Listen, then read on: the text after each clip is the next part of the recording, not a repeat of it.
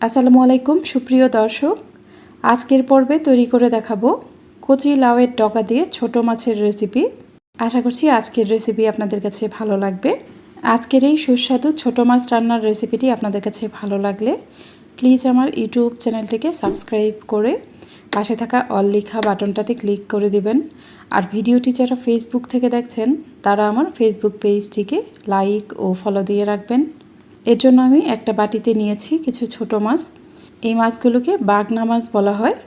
আপনাদের কাছে এই মাছটি কী নামে পরিচিত অবশ্যই আমাকে কমেন্ট করে জানাবেন।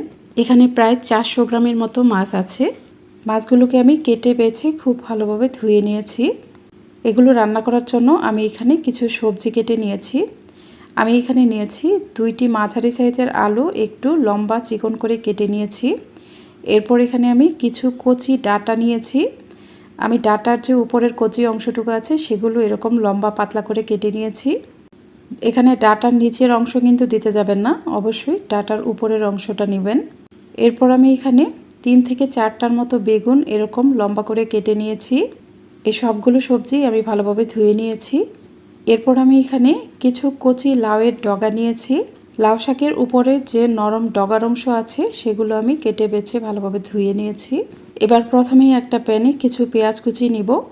এখানে পেঁয়াজ কুচির পরিমাণটা অবশ্যই একটু বেশি নিতে হবে। এরপর এখানে কয়েকটি কাঁচামরিচ ফালি নিব। এবার এখানে হাফ চা চামচের থেকে একটু কম পরিমাণ রসুন বাটা দিয়ে দিব। হাফ চা চামচের থেকেও একটু কম পরিমাণ হলুদের গুঁড়া দিয়ে দিব। 1 চা চামচ পরিমাণ মরিচের গুঁড়া। ঝালের পরিমাণটা অবশ্যই আপনারা নিজেদের টেস্ট অনুযায়ী দিবেন। এরপর দিয়ে দিব হাফ চা চামচের থেকে একটু কম পরিমাণ ধনিয়ার গুঁড়া। যে কোনো ছোটো মাছ রান্নায় মশলার পরিমাণটা অবশ্যই একটু কম দিতে হয়। আর এখানে শাক দেওয়ার কারণে হলুদের পরিমাণটা একদমই কম দিতে হবে। এরপর এখানে স্বাদ অনুযায়ী লবণ দিয়ে দিব। এরপর এখানে কিছুটা রান্নার রেগুলার তেল দিয়ে দিব। এবার এই মশলাগুলোকে হাত দিয়ে খুব ভালোভাবে মেখে নেব। মশলাগুলোকে হাত দিয়ে ভালোভাবে মেখে নেওয়ার পর আমি এখানে মাছগুলো দিয়ে দিব। মাছগুলোকে মশলার সাথে আলতো হাতে মেখে নেব। মাছগুলো খুবই আলতো হাতে মাখতে হবে।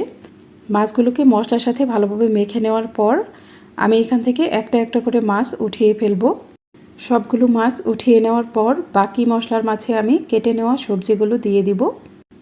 মশলার সাথে সবজিগুলোকে খুব ভালোভাবে মেখে নিব। সবজিগুলোকে ভালোভাবে মেখে নেওয়ার পর আমি এখানে শাক দিয়ে দিব। যেই লাউ শাকগুলোকে আমি ধুয়ে রেখেছিলাম সেগুলো এখানে দিয়ে দিব। এই শাকগুলোকেও আমি সব কিছুর সাথে ভালোভাবে মেখে নিব।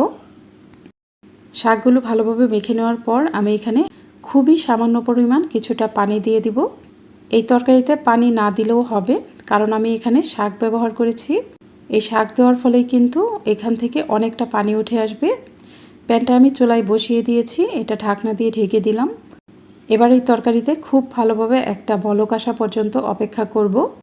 যখন খুব ভালোভাবে একটা বলক চলে আসবে তখন ঢাকনাটা খুলে নিব। এই তরকারিটাকে আমি ভালোভাবে নেড়ে চেড়ে নিব। ভালোভাবে একটু নেড়ে চেড়ে দেওয়ার পর আমি এখানে মাছগুলো দিয়ে দিব। মাছগুলোকে সবজির সাথে ভালোভাবে একটু মিশিয়ে দেব। মাছগুলোকে সবজির সাথে এমনভাবে ছড়িয়ে দিতে হবে যেন এগুলো সব কিছুর সাথে ভালোভাবে মিশে যায়। এবার প্যানটা আবারও ঢেকে দিব। এই সবজিগুলো যখন ভালোভাবে সেদ্ধ হয়ে যাবে তখন আমি ঢাকনাটা খুলে নিব। আমার এখানে সব কিছুই কিন্তু ভালোভাবে সেদ্ধ হয়ে গেছে। আমি একটা চামচের সাহায্যে আলতো হাতে তরকারিটা নেড়ে চেড়ে দিব। এ পর্যায়ে খুবই আলতো হাতে নাড়তে হবে, খুব বেশি জোরে জোরে নাড়তে যাবেন না, নাহলে মাছগুলো ভেঙে যেতে পারে। খুবই আলতো হাতে এই কাজটি করতে হবে।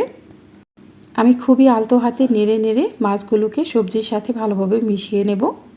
আমার এখানে সব কিছুই ভালোভাবে সেদ্ধ হয়ে গেছে, তাই আমি এখন আর প্যানটা ঢাকনা দিয়ে ঢাকবো না।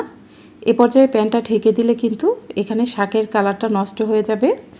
এই তরকারিতে অবশ্যই শাকের কালারটা সবুজ সবুজ থাকতে হবে, তাহলে তরকারিটা খেতে ভালো লাগবে। মাঝে মাঝে তরকারিটাকে এইভাবে একটু দুলিয়ে দিব যাতে নিচে পোড়া লেগে না যায়, এবং আলতো হাতে সাইড দিয়ে এভাবে একটু নেড়ে চেড়ে দিব। এভাবে আমি এর পানিটা শুকিয়ে নেব।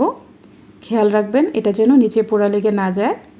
যখন দেখবেন এর গায়ের পানিটা একদম শুকিয়ে এটা একদম চটচটে হয়ে গেছে তখন এটা নামিয়ে ফেলতে হবে। আমার এই তরকারির গায়ের পানিটা একদমই শুকিয়ে গেছে। এর নিচের অংশটা একদম পানি শুকিয়ে পোড়া পোড়া হয়ে গেছে। এখন আমি এটা নামিয়ে ফেলবো। আমি একটা বাটিতে তরকারিটা সার্ভ করে নিব। দেখুন এর সব কিছুই কিন্তু একদম সবুজ সবুজ কালার আছে। এই তরকারিটা খেতে অনেক বেশি মজার হয়। আপনারা অবশ্যই এভাবে একবার বাসায় ট্রাই করবেন। আর আপনাদের কাছে রেসিপিটি কেমন লাগলো আমাকে কমেন্ট করে জানাবেন। আজ এ পর্যন্তই। সবাই অনেক বেশি ভালো থাকবেন। আল্লাহ হাফেজ।